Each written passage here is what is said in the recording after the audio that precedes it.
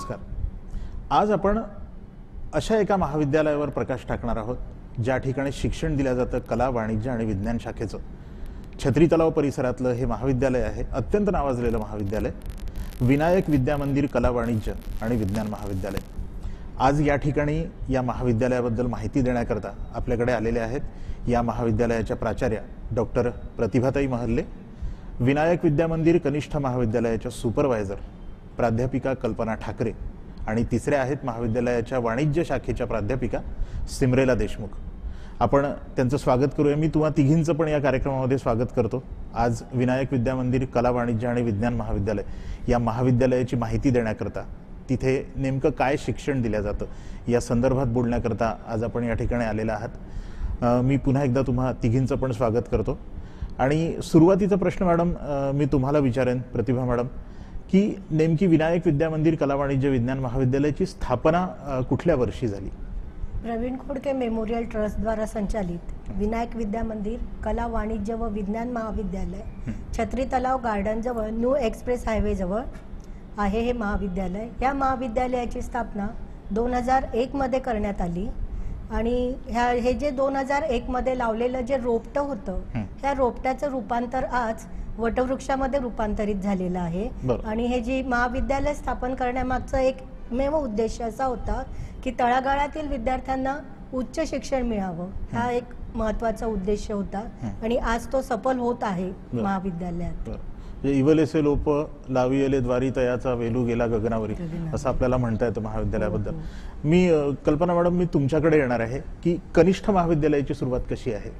कनिष्ठ महाविद्यालय 2003 मध्ये सुरू झालं, म्हणजे वरिष्ठ 2001 मध्ये झालं, मला त्यातच सांगितलं। कल्पना मॅडमचा सर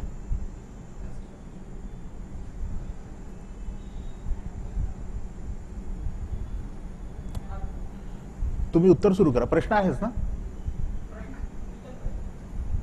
कनिष्ठ महाविद्यालयाची सुरुवात 2004 मध्ये झाली।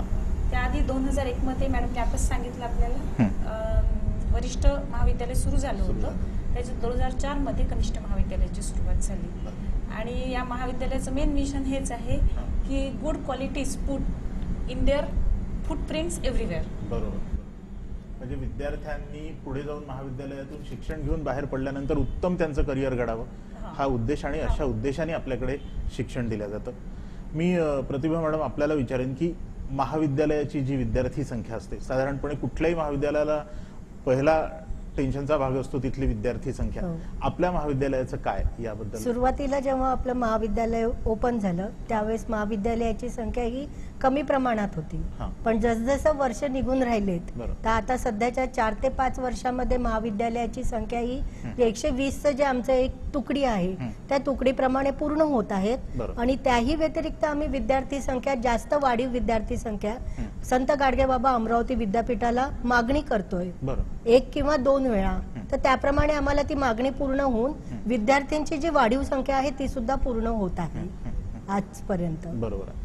आणि आपण सध्याच्या काळात जसं म्हणतो आहे की वाणिज्य शाखा खूप छान आहे, फार्मात आहे सध्याच्या काळामध्ये, कारण येत्या काळामध्ये इन्शुरन्स सेक्टर, बँकिंग सेक्टर याला खूप प्रमाणामध्ये वाणिज्य शाखेतले विद्यार्थी लागणार आहेत, मॅनपॉवर लागणार आहेत, म्हणजे त्या दृष्टीने खूप छान संख्या तुमच्या महाविद्यालयाची आहे। पूर्ण कला, वाणिज्य आणि विज्ञान महाविद्यालयाची 120 संख्या पूर्ण होऊन आम्ही 2 वेळा वाढीव संख्या मागून आणतोय आणि ती सुद्धा पूर्ण होऊन आम्ही 144 विद्यार्थी संख्या आमचे दरवर्षी होते। क्या बात आहे, तिन्ही फॅकल्टीला। बरं, कल्पना मॅडम, कनिष्ठ महाविद्यालयाच्या मागचा दृष्टिकोन काय होता?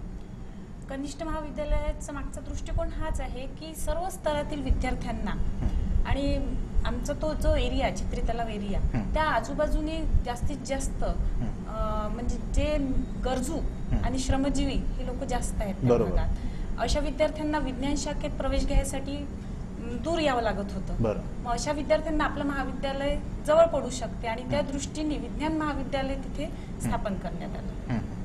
आणि त्याच्यामुळे कसं सर्व स्लम एरिया असल्यामुळे सगळ्या स्तरातील विद्यार्थ्यांना सर्व सुविधा तिथे उपलब्ध आहेत। बरं मॅडम, मी तुम्हाला विचारेन की सिनियर कॉलेजच्या विद्यार्थ्यांच्या संख्येबद्दल?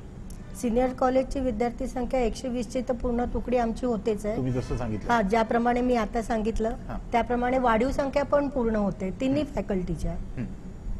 बरं, कल्पना मॅडम, महाविद्यालयामध्ये असलेल्या शाखेबद्दल मला थोडं तुमच्याबद्दल बोलायचं आहे. आमच्या महाविद्यालयात स्पेशली विज्ञान शाखा आहे हा. कनिष्ठ महाविद्यालयामध्ये. तसं आता कला आणि वाणिज्यासाठी आम्ही प्रस्ताव टाकलेला आहे. म्हणजे सध्या फक्त विज्ञान सध्या शाखेचं विज्ञान शाखा आहे. तर ह्या विज्ञान शाखेमध्ये टोटल 120 सीट्स आहेत आणि बरं. ह्या 120 सीट्स मधनं 70 ज्या सीट्स आहेत त्या जनरल सायन्ससाठी आहे बरं. आणि बाकीच्या 50 ज्या सीट्स आहेत त्या पूर्ण व्यावसायिक अभ्यासक्रम म्हणतो आपण, म्हणजे व्होकेशनल त्याकरता आहे. त्यापैकी 25 ह्या इलेक्ट्रॉनिक्ससाठी आणि 25 ह्या कॉम्प्युटर सायन्ससाठी बरं. उपलब्ध आहेत. बरं.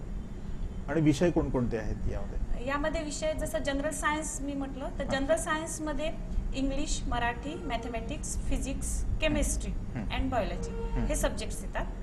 आणि कॉम्प्युटर इलेक्ट्रॉनिक्समध्ये computer science, English, mathematics, physics, chemistry. आणि इलेक्ट्रॉनिक्समध्ये electronics, mathematics, physics, chemistry, English अशा प्रकारचे सब्जेक्ट्स. बरं. प्रतिभा मॅडम, जेव्हा विद्यार्थी प्रवेश घेण्याकरता येतात तेव्हा सगळ्यात आधी पाहिलं जातं त्या महाविद्यालयामध्ये शिकवणारे लोक कसे आहेत, त्या महाविद्यालयामध्ये कुठल्या सोयी सुविधा आहेत हे बघितलं जातं. पॅरेंट्स ते बघतात, विद्यार्थी ते बघतात. आपल्या कॉलेजमध्ये नेमकं विद्यार्थ्यांच्या सर्वांगीण विकासाच्या दृष्टीने काय काय सोयी सुविधा? सर्वात महत्वाची म्हणजे आपल्या महाविद्यालयाची भव्य वास्तू, जी इमारत आहे.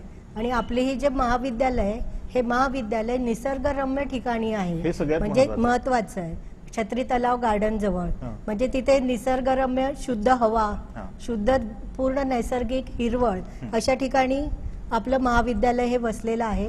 आणि ह्याही व्यतिरिक्त म्हणजे आपल्या महाविद्यालयामध्ये खेळाचे मैदान, वाहनतळ, वायफाय, नेट ह्या ज्या मुलांना म्हणजे गरजा आहेत त्या पूर्ण आपण सुविधा उपलब्ध करून दिलेल्या आहेत. असं हे आपलं महाविद्यालय सर्व सोयी सुविधांनी उपलब्ध आहे विद्यार्थ्यांसाठी. बरोबर आहे. कारण इंटरनेट ही सध्याच्या काळातली खूप मोठी गरज आहे आणि तरुण पिढीला ते फार आवश्यक असतं.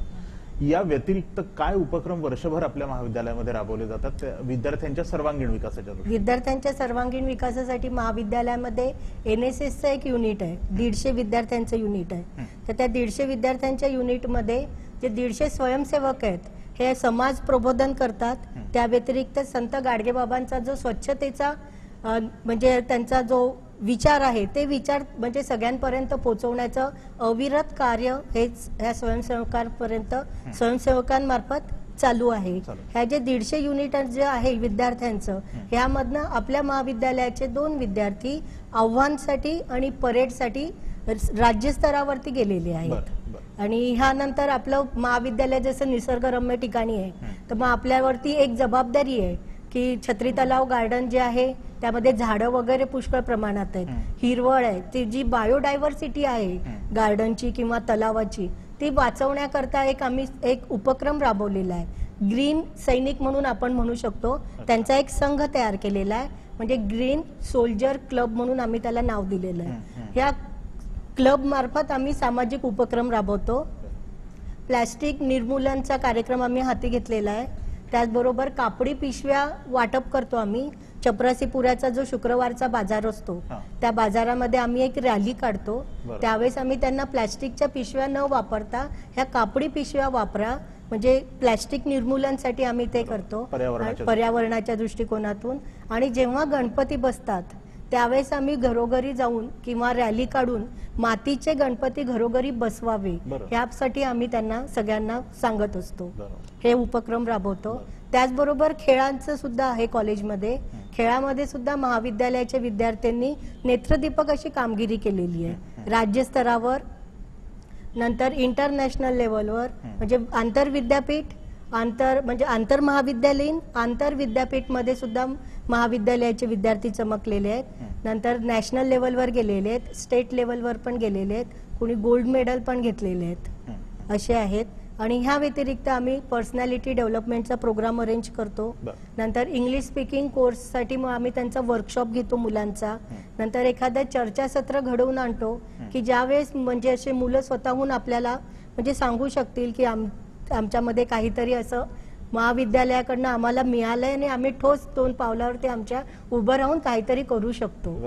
याप्रमाणे आम्ही मुलांसाठी उपक्रम राबवतो. मला खरं तर सगळ्यात महत्त्वाचं वाटतं म्हणजे तुम्ही पर्यावरणाच्या दृष्टीने अनेक उपक्रम राबवतात, पण सगळ्यात मोठा उपक्रम म्हणजे त्या महाविद्यालयाची बिल्डिंगच इतक्या सुंदर पर्यावरणामध्ये आहे की जिथे खूप स्वच्छ प्रकाश आहे, खूप सुंदर हवा आहे, अशा ठिकाणी महाविद्यालय म्हणजे हे खरंच ही कौतुकाची गोष्ट आहे. सिमरन मॅडम, आपण वाणिज्य शाखेचं काम बघता, तर वाणिज्य शाखेबद्दल आम्हाला थोडंसं सांगा. वाणिज्य विभागामध्ये सर आम्ही सर्वप्रथम तर जे नवीन प्रवेश घेतलेले जे विद्यार्थी असतात त्यांचं मोठ्या प्रमाणात स्वागत समारोह घेतो. बरं. सगळ्यात महत्त्वाचं. त्याच्यानंतर जे माजी स्टुडंट असतात त्यांना आम्ही बोलावतो, त्यांच्या मार्फत आम्ही महाविद्यालयाबद्दलची जी काही अतिरिक्त माहिती असते ती नवीन विद्यार्थ्यांना मिळावी या दृष्टीने कार्यक्रम आयोजन करतो. त्यानंतर अभ्यासक्रमावर आधारित वेगवेगळे कार्यक्रमाचे आयोजन करतो, ज्यामध्ये विमा बँकिंग असो, व्यवसायामध्ये होणारे नवनवीन जे बदल असतात त्याबद्दलची जी अतिरिक्त माहिती असते ती आम्ही विद्यार्थ्यांना देतो. त्यानंतर संगणक, सध्या महत्त्वाचा जो विषय आहे संगणकामध्ये आंतरजाळ जे आहे त्याबद्दल वेगवेगळ्या ज्या माहिती असतात आणि सगळ्यात महत्त्वाचं म्हणजे वाणिज्य शाखेतील विद्यार्थ्यांना हा प्रात्यक्षिकाद्वारे आम्ही ते सगळं काही समजावून देतो. आणि औद्योगिक सहल, दरवर्षाला आम्ही औद्योगिक सहल नेतो. त्याच्यामध्ये ज्या बारीक सारीक गोष्टी असतात त्या विद्यार्थ्यांना कशा माहीत होतील याचं हे लक्ष देऊन आणि ते पूर्ण माहिती आम्ही विद्यार्थ्यांना पुरवतो. बरं.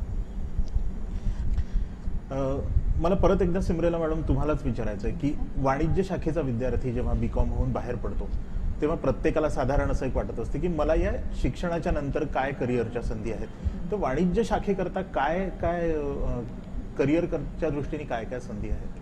सर, आधीच्या दृष्टिकोनातून जर बघितलं आणि आताच्या दृष्टिकोनातून जर बघितलं तर आजची परिस्थिती अशी निर्माण झालेली आहे की सर्वसाधारण जे विद्यार्थी असतात जे भरपूर पैसा देऊन उच्च पदावर जाऊ शकत नाही अशा विद्यार्थ्यांनी जर बीकॉम केलं किंवा एमकॉम केलं त्यानंतर ते MBA करू शकतात, CA करू शकतात आणि त्यानंतर लेखांकन आहे, सांख्यिकीय आहे, सांख्यिकी क्षेत्रामध्ये देखील ते जाऊ शकतात. त्याचप्रमाणे विमामध्ये पण त्यांना आपला करिअर घडवता येतं. आणि सगळ्यात महत्त्वाचं म्हणजे बँकिंगमध्ये तर ते मुलं MPSC थ्रू म्हणा किंवा UPSC थ्रू ते लोक आपलं पद हे करू शकतात. बरं, म्हणजे अनेक असे क्षेत्र आहे जे ज्याची दारं उघडी आहेत. भरपूर मार्ग.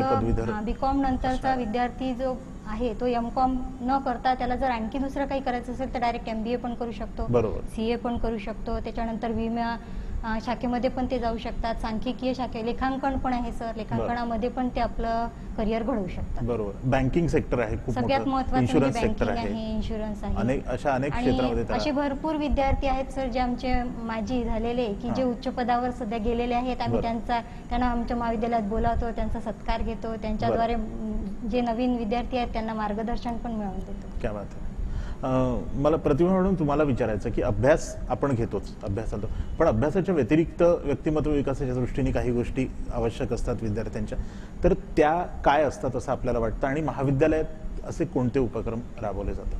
म्हणजे अभ्यासाव्यतिरिक्त आम्ही महाविद्यालयामध्ये एक टेक्नो सायन्स सोसायटी म्हणून पण एक ओपन केलेली आहे. त्या ह्याच्यामधनं टेक्नो सायन्स सोसायटी थ्रू आम्ही वर्षभर विद्यार्थ्यांचे एक कार्यक्रम म्हणजे एक वार्षिक कसं कॅलेंडर असते तर त्याप्रमाणे आम्ही ते कार्यक्रम राबवतो. आणि नंतर स्टडी टूर असतो त्यांचा, तो पण घेऊन जातो. आणि ह्या व्यतिरिक्त सर्व विद्यार्थ्यांसाठी महाविद्यालयातल्या आम्ही अभ्यासिका हे स्पर्धा परीक्षा मार्गदर्शन केंद्र आम्ही चालू केलेलं आहे. आणि ह्या वर्षी ज्युनियरचे जे 11वी 12वीचे विद्यार्थी राहतील किंवा BA BCom BSc तिन्ही वर्षाचे ह्यांच्यासाठी आम्ही परत म्हणजे मुलांना म्हणजे 11वी 12वीच्या मुलांना नीट वगैरेची CET वगैरे जी आहे त्याबद्दलची पण इन्फॉर्मेशन देणारे त्या स्टडी सेंटरमधून. आणि ह्या बाकीच्या विद्यार्थ्यांना मग स्पर्धा परीक्षेचं मार्गदर्शन म्हणजे कोणी स्टाफ सिलेक्शन कडनं जाते, कोणी बँकिंगच्या एक्झाम्स देतात, कोणी MPSC UPSC करते, त्यांच्यासाठी आम्ही अभ्यासिका चालू केलेली आहे. मी कल्पना मॅडम थोडं कनिष्ठ महाविद्यालयाच्या या अवांतर उपक्रमाबद्दल तुम्हाला विचारू इच्छितो. काय काय आपण कनिष्ठ महाविद्यालयामध्ये शैक्षणिक आणि सामाजिक असे दोन्ही टाईपचे उपक्रम घेतले जातात. नेमके कुठले कुठले? त्यापैकी शैक्षणिक मध्ये आम्ही एक गार्डियन टीचर स्कीम म्हणून राबवतो, म्हणजे पालक शिक्षक योजना. यामध्ये 10 किंवा 15 विद्यार्थी एका शिक्षकामध्ये, तुकडी 120 असल्यामुळे स्टुडंट भरपूर असतात आणि त्याच्यामुळे 10 किंवा 15 स्टुडंट एका टीचर मागे देतो. आणि तो टीचर, तो शिक्षक पूर्णपणे त्याचं पालकत्व स्वीकारतो. आता तो गार्डियन होतो म्हणजे काय करतो, तर तो जसं त्याचं शैक्षणिक सत्रामध्ये जे काही त्याची प्रगती होऊन राहिली आहे त्यामध्ये लक्ष देतो. म्हणजे प्रत्येक टेस्टमध्ये प्रत्येक टर्म आहे त्यामध्ये कसे मार्क्स मिळाले आहेत त्याबद्दल तो नेहमी सतर्क असतो. आणि तो वेळोवेळी तो टीचर त्याच्या पॅरेंट्सला ती माहिती डिटेलमध्ये कळवतो. त्याच्यानंतर तो पर्सनल याच्यात ते जर त्या स्टुडंटला म्हणजे आता कसं बॉईज असतात गर्ल्स असतात काही मुलींना प्रॉब्लेम्स असतात तर अशा मुलींचे काही प्रॉब्लेम्स असतील तर ती मुलगी बिनधास्त त्या टीचरकडे ते सांगू शकते की तिला काही प्रॉब्लेम आहे का महाविद्यालयामध्ये. म्हणजे ऍज अ गार्डियन म्हणूनच तो टीचर पूर्ण वर्क करतो. आणि याच्यामुळे काय झालं की शिक्षक आणि विद्यार्थ्यांमध्ये एक मैत्रीचं नातं निर्माण झालं. बरोबर. आणि ते खूप आवश्यक असतं. म्हणजे आई वडील होण्यापेक्षा मित्र व्हा, तसं शिक्षक होण्यापेक्षा मित्र व्हा, मैत्रीण व्हा, त्यांनी जास्त. 11वी-12वी एज असं असतं की त्या एज मध्ये गार्डियन आवश्यक आहे. खरंच आवश्यक. कारण की त्यामध्ये मुलांना समजून घेणं कारण की तेच असं एक महत्वाची स्टेज असते की मुलं इथून अडचणी सुरू होतात. मुलं कसं दुसरीकडे पण डायव्हर्ट होऊ शकतात. बरोबर. मेन म्हणजे सायन्स कॉलेज असल्यामुळे अभ्यासाकडे जास्तीत जास्त त्यांचं कॉन्सन्ट्रेशन राहिलं पाहिजे. त्यांना अजून काही अडचणी त्यांच्या भवितव्यात जात असतील तर ते पण सॉल्व्ह करायचा प्रयत्न टीचर्स करतात. आणि म्हणून ही गार्डियन टीचर स्कीम म्हणजे आमची सक्सेसफुली चालू आहे. आणि त्याच्यामुळे आमच्या इथे बरेचसे मॅक्झिमम विद्यार्थी हे IIT NIT कडे गेलेले आहेत. बरं. आणि बाकी असे चांगल्या म्हणजे जे आता NIT आणि IIT जाऊ शकले नाही असे जे विद्यार्थी आहेत ते चांगल्या नामांकित अभियांत्रिकीमध्ये आणि मेडिकल कॉलेजेसमध्ये आणि जनरल आपले सायन्स कॉलेजेसमध्ये पण ऍडमिशन घेतलेले आहेत. तर ही सगळ्यात आमची म्हणजे त्या उपक्रमामागची एक हे म्हणून. मला थोडं परफॉर्मन्स बद्दल पण सांगा ना, म्हणजे महाविद्यालयाच्या परफॉर्मन्स. तर विद्यार्थ्यांचा परफॉर्मन्स एकदम चांगला आहे. म्हणजे सुरुवातीला थोडा कमी होता परंतु या 10 वर्षात मॅक्झिमम आमचा रिझल्ट जो आहे तो अबाव 90% लागलेला आहे. मागच्या वर्षीचा 95% होता, या वर्षीचा 94% आहे टोटल रिझल्ट. आणि त्यामध्ये मॅक्झिमम 10 तरी विद्यार्थी हे गुणवत्ता यादीत असतात. म्हणजे आम्ही अबाव 80 म्हणून 10-12 विद्यार्थी दरवर्षी असतातच. आणि त्याच्या पैकी जे गुणवत्ता यादीत असतात त्या विद्यार्थ्यांचा आम्ही सत्कार घेतो. त्याच्यानंतर अजून जे मॅक्झिमम विद्यार्थी CET म्हणजे आपली कॉम्पिटिटिव्ह एक्झाम जी असते CET JEE मेन बरोबर यामधून पण मॅक्झिमम स्कोरिंग करून 2006 पासूनच ही आमची सुरू झालेली आहे. तर 2006 मध्ये युवराज साहू नावाचा जो मुलगा होता आमच्या इथे तो IIT खडगपूरला गेलेला आहे. त्याच्यानंतर IIT पवईमध्ये मागच्या वर्षीचा पराग मुंदडा, IIT बनारस मध्ये रायबागकर असे म्हणजे त्याच्यानंतर अभिजित पनपालिया हा पण गेलेला आहे IIT मद्रासला. असे भरपूर आहेत की म्हणजे त्यांचं आपण जर असं पाहिलं म्हणजे काही मुलांची आता नावं एकदम असं आठवत नाही परंतु आहेत. त्याच्यानंतर बीट्स पिलानीमध्ये सिलेक्शन झालेली मुलं आहेत. आणि अशा प्रकारे मुलांचा परफॉर्मन्स एकदम चांगल्या प्रकारे आहे. आणि आम्ही त्यांना चांगल्या प्रकारे मार्गदर्शन पण करत राहतो. जिथे काही त्यांना प्रॉब्लेम्स क्रिएट होतात ते सॉल्व्ह करायचं सांगतोय. एक नेहमी असं म्हटलं जातं की आई वडील घरामध्ये आणि घराच्या नंतर घराच्या बाहेर पडल्यानंतर आई वडील असतात प्राध्यापक आणि प्राध्यापिका. म्हणजे तुम्हाला पण यामध्ये विश्वास असेल तर मला एक सांगा की विद्यार्थ्यांना जेव्हा ते घराच्या बाहेर पडतात तेव्हा दुसरे पालक म्हणून तुम्ही त्यांना असता. तर मला तिघींना पण हा एक किला प्रश्न विचारायचा. पहिले मला तुम्ही उत्तर द्या मॅडम, प्रतिभा मॅडम, की काय भूमिका असावी शिक्षकाची, प्राध्यापकाची, प्राध्यापिका यांची भूमिका विद्यार्थ्यांप्रती काय असावी? घराच्या बाहेर जेव्हा विद्यार्थी पडतो 11 ते 5 हे जे आमच्या कॉलेजचं टाइम आहे सिनियर कॉलेजचं, तर त्यामध्ये आम्ही त्यांचे पालक असतो. तर पूर्ण वेळ म्हणजे आमच्या सोबत असतात ते विद्यार्थी. एक तर कसं असते सगळे बहीण भाऊ किंवा ऍज ए फ्रेंड्स या उद्देशानेच आम्ही सगळ्यांसोबत राहतो. त्यांच्या ज्या काही अडचणी असतात त्या आम्हाला ते फ्रँकली येऊन सांगतात. मग त्या सोडवण्याचा आम्ही प्रयत्न करतो. त्यांच्या पॅरेंट्स सोबत संवाद साधण्याचा प्रयत्न करतो. म्हणजे पालक सभा वगैरे आयोजित करतो आम्ही. तर काही पॅरेंट्स येतात, सगळेच येतात असं काही नसतात, पण काही येतात. मग त्यांच्याशी आम्ही सगळे गोष्टी डिस्कस करतो. म्हणजे इव्हन विद्यार्थी अभ्यासामध्ये मागे जर पडत असेल तर तो का मागे पडतो याची कारणी मीमांसा जाणून मग आम्ही त्याला त्याप्रमाणे म्हणजे त्याचं एक कोचिंग देतो किंवा ट्युशन कशी म्हणतो आपण त्याप्रमाणे आम्ही त्यांचं सगळं करतो. बरं. पण जेव्हा पालकांना हे सांगितलं जातं त्यांच्या प्रगतीबद्दल काय प्रतिक्रिया असतात पालकांची? पालकांची प्रतिक्रिया आमच्यासाठी चांगलीच आहे. महाविद्यालयासाठी पण महाविद्यालय बघितल्यावरच पालक खुश असतात आणि विद्यार्थ्यांचं जे प्रगती कार्ड आहे हे बघितल्यावरही चांगलीच रिॲक्शन असते. क्या बात आहे. कल्पना मॅडम, आपण काय सांगाल? जेव्हा आता आमच्या इथे येणारे विद्यार्थी टीनेज मधूनच आलेले असतात, हो. त्याच्यामुळं प्रत्येक विद्यार्थ्यांच्या, स्पेशली मुलींच्या विद्यार्थिनी ज्या असतात त्यांच्या पॅरेंट्सला एक काळजी असते की बा आपली मुलगी थोडं ह्या महाविद्यालयात जाते आहे तर इथे कशा टाईपचे टीचर्स असतील, कारण की नवीन राहतं महाविद्यालय. तर अशा वेळेस आम्ही स्पेशली मुलींसाठी एक अवेअरनेस प्रोग्राम घेतो त्या दृष्टीनेच, आणि त्या अवेअरनेस प्रोग्राम मधून मुलींना गायडन्स करतो. त्याच्यानंतर वेळोवेळी शक्य झालं तर 2-2 महिन्यांनी पॅरेंट्स मीटिंग घेत राहतो. त्यांच्या पॅरेंट्स कडून नाही बऱ्याचशा अशा समस्या असतात की जे पॅरेंट्स सॉल्व्ह नाही करू शकत, त्या मग आमच्यासोबत शेअर करतात की मॅडम तुम्ही त्या मुलींना सांगू शकता, ते सांगा. मुलांच्या बाबतीत अशाच बऱ्याचशा गोष्टी आहे, कारण की तुम्हाला माहित आहे की आजच्या याच्यात मुलं मोबाईल बिलकुल सोडतच नाही, आणि हे पॅरेंट्सला ऐकतच नाही. म्हणजे आम्ही असं म्हणतो की अन्न वस्त्र निवारा आपण शिकलेलो आहे शाळेमध्ये असताना, 3 मूलभूत गरजा, पण आता त्या 5 झालेल्या आहे. अन्न वस्त्र निवारा, फेसबुक आणि व्हॉट्सअप. आणि ह्या मोबाईलच्या जास्त त्रस्त आहे पॅरेंट्स जे आहेत ते सगळ्यात जास्त त्रस्त आहेत. खूप शिस्त लावण्याची गरज असते ना. आणि बस आम्हाला जास्तीत जास्त शिस्त त्याचीच लावावं लागते. बरं. तसे महाविद्यालयामध्ये मोबाईल वरती आम्ही बॅन आहे. बरं. आणि मग आम्ही आमच्या दृष्टीने प्रयत्न हाच करतो की त्या मुलाला म्हणजे मोबाईल हा कशासाठी यूज करावा लागतो, आणि आपण जर 2 वर्ष त्या मोबाईलला फक्त कॉन्टॅक्ट बेसिसवर आपल्याला आपल्या आई वडिलांशी कॉन्टॅक्ट करायचा, फ्रेंड्सशी कॉन्टॅक्ट करायचा, तेवढा पुरतच जर अगदी इमर्जन्सी मध्ये त्याचा वापर करायचा, तर तुमच्यासाठी काय ठीक आहे. 12वीचं वर्ष हे त्यांच्यासाठी सगळ्यात इम्पॉर्टंट टर्निंग पॉईंट आहे त्यांच्या जीवनाचा. त्याच्यामुळे जर 2 वर्ष आपण टोटली जर तो म्हणजे त्याच्यावर बॅनच आणला तर जास्त, पण आपण बॅन आणू शकत नाही. मला माहित आहे की कोणतेच मुलं ह्या गोष्टी शिस्त अशी खूप हातात काडी घेऊन नाही शिस्त लावतात, प्रेमानेच आपण त्यांना सांगू शकतो. सगळ्यात जास्त आहे की त्यांना प्रेमाने समजून सांगणे, 1-2 असं त्यांच्या याच्यातलं असं उदाहरण देणे, आधीच्या याच्यातलं हे करून म्हणजे असं त्यांना पटेल असंच, त्यांच्या मनाला पटेल असं. बरोबर. जेव्हा आपण त्यांच्या मनाला पटेल असं सांगू तेव्हाच ते मुलं ऐकतात. कारण की कसं असते, पहिल्यांदा तर त्यांची मानसिकता अशी असते, कॉलेजमध्ये येतात तेव्हा एकदा 10वीतून आलेले असतात आणि महाविद्यालयात आलो म्हणजे काहीतरी वेगळं वाटतं, काहीतरी वेगळं हुरळून जाणारं वातावरण दिसतं. तिथे एकदम स्ट्रिक्ट राहतं, इथे थोडंसं तरी फ्रीनेस, कारण की सिनियरला अटॅच कॉलेज असल्यामुळे मॅक्सिमम सिनियरचे रूल्स असतातच. बरोबर. तर त्यांना थोडंसं फ्री वाटायला लागतं, आणि अशा वेळेस आम्हा सगळ्याच टीचर्सची एक जबाबदारी असते की त्या मुलांना व्यवस्थित लाईन मध्ये ठेवणे. बरोबर. आणि इकडे तिकडे न भटकता त्यांचं जास्तीत जास्त कॉन्सन्ट्रेशन त्यांच्या अभ्यासाकडे, त्यांना वाईट सवयी न लागणे याच्याकडे आम्ही पूर्णपणे केअर खूप गरजेचं असतं ते. आणि त्याच्यासाठी वेळोवेळी आम्ही पालक सभा हे करतो, आणि आमचा प्रतिसाद पण खूप चांगला असतो पॅरेंट्सचा, कारण की त्यांचंच म्हणणं असतं की मॅडम हे खूप चांगलं करता तुम्ही, की नेहमी आम्हाला आमच्या कॉन्टॅक्ट मध्ये राहता, आणि नेहमी आम्ही मोबाईल नंबर घ्यायचे असले तर तुझा दिल्यापेक्षा तुझ्या पॅरेंट्सचा दे. बरं.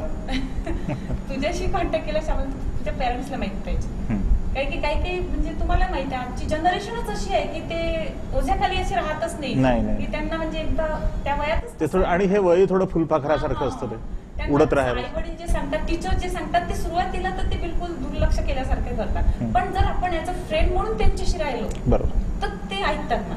याची मला म्हणजे पूर्णपणे गॅरंटी आहे. म्हणजे खूप असे वाह्यात झालेले मुलं सुद्धा भरपूर असे लाईनवर आलेले आहेत. बरोबर.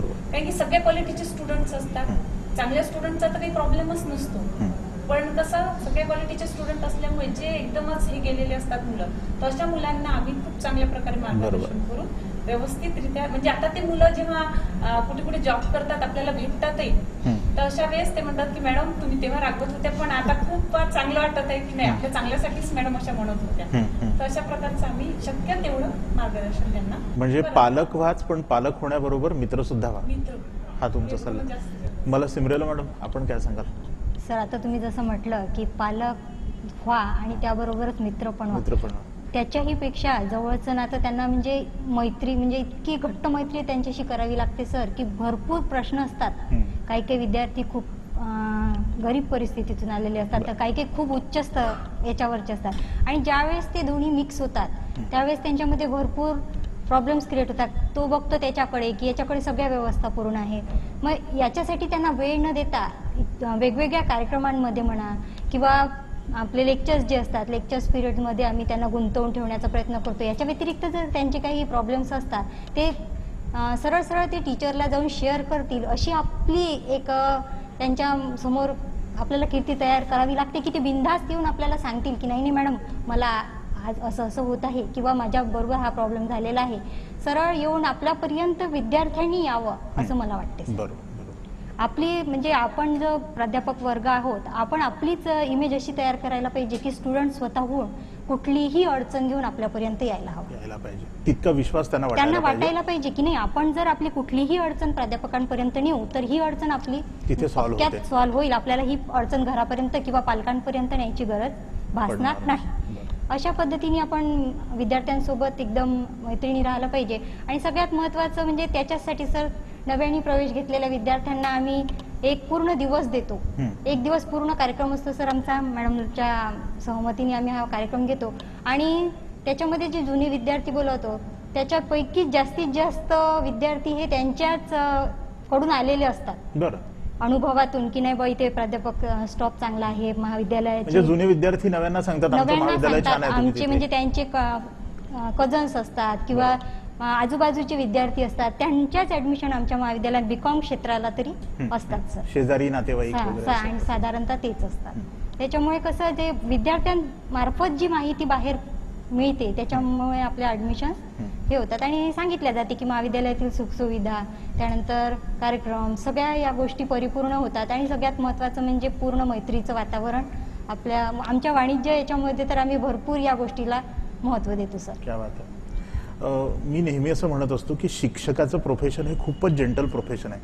म्हणजे तुमचा विद्यार्थी कितीही मोठ्या पदावर जाऊ देत, पण तो जेव्हा तुम्हाला कितीही वर्षानंतर भेटतो तो तुमच्या पाया पडतो. बाकी कुठल्याही प्रोफेशनमधल्या लोकांशी हात मिळवल्या जाईल, पण शिक्षकांच्या ती व्यक्ती पाया पडते. अगदी पंतप्रधान असो, राष्ट्रपती असो, शिक्षक दिसला की त्यांच्या पाया पडलं जातं. इतक्या जनरल प्रोफेशनमध्ये आपण कार्यरत आहात. मला तुम्हाला तिघींना परत तोच प्रश्न विचारायचा आहे की शिक्षकाची भूमिका काय असावी. पहिले आपण प्रतिभा मॅडम, आपण सांगा. शिक्षकाची भूमिका ही मित्रत्वाची असावी असं मला वाटते. आणि जेवढा आपण विद्यार्थ्यांच्या जवळ जाल तेवढा विद्यार्थी आपल्यासोबत खुलून बोलतो. आणि कसं आहे, माझ्या महाविद्यालयामध्ये पूर्ण स्टाफ हा PhD नेट सेट झालेला असा उच्च विद्याविभूषित प्राध्यापक वृंद आहेत. त्यामुळे सगळ्यांना माहिती आहे की मुलं म्हणजे आपणही त्या लेवलने गेलेलो असतो, काही डायरेक्ट आपण वरती आलेलो नसतो. महाविद्यालयीन आपणही महाविद्यालयाचे विद्यार्थी असतो, मग आपल्याला माहित असते की त्यावेळेस आपल्या बरोबर काय होतं किंवा काय नाही. तर आज आपण त्या विद्यार्थ्यांना त्या आपल्या बाबतीत जे झालं ते पुढच्या म्हणजे आपल्या विद्यार्थ्यांबाबत न होता आपण त्यांना एक मित्रत्वाच्या नात्याने मार्गदर्शन करावं. आपल्याला लागलेली ठेच लागू नये ती ठेच, म्हणजे ते रक्तबंबाळ झाले नाही पाहिजे, एवढा आपण त्यांच्याबद्दल ही जबाबदारी स्वीकारायला हवी. कल्पना मॅडम, काय असते आपली जबाबदारी? शिक्षकांची भूमिका माझ्या मते एक तर त्यांनी याचं शिक्षक म्हणून तर राहावंच लागेल, तेव्हाच कुठं ते तुमचा आदर करतील. बरोबर. त्याच्यानंतर आई वडील म्हणजे नुसता मित्र असूनही चालत नाही आणि नुसतं शिक्षक असूनही चालत, दोन्ही भूमिका समांतर असाव्या. शिक्षक म्हणून राहावं लागेल, म्हणजे गुरु म्हणू आपण त्याला. त्याच्यानंतर आई वडील, म्हणजे त्यांना असं वाटायला नको की जसं आई वडील घरी त्यांना टोकत राहतात, त्यानुसार शिक्षकांनी पण त्यावर लक्ष ठेवून त्याला प्रत्येक गोष्टीला टोकणं आवश्यक आहे. आणि मैत्री, म्हणजे ह्या तिन्ही गोष्टी आवश्यक आहेत त्या शिक्षकामध्ये. कारण की आता त्यातला जेव्हा समस्या येतात तेव्हा काही समस्या असं असतं की तो टीचर सोबत शेअर नाही करू शकत, आई वडिलांसोबत करू नाही शकत, मग शेवटी तो अशा वेळेस मित्रासोबत करतो. मग ही भूमिका त्या टीचर मध्ये असली तर तो त्याचा प्रॉब्लेम इझिली सॉल्व्ह करू शकतो. आता त्याला जेव्हा एखाद्या गोष्टीचा प्रॉब्लेम म्हणजे अभ्यासामधला डीप याच्यातला प्रॉब्लेम असेल तर तो त्याला असं वाटलं पाहिजे की मी ह्या टीचरला विचारल्यावर तो माझा सॉल्व्ह, आणि तेव्हाच तो आपल्याकडे येईल.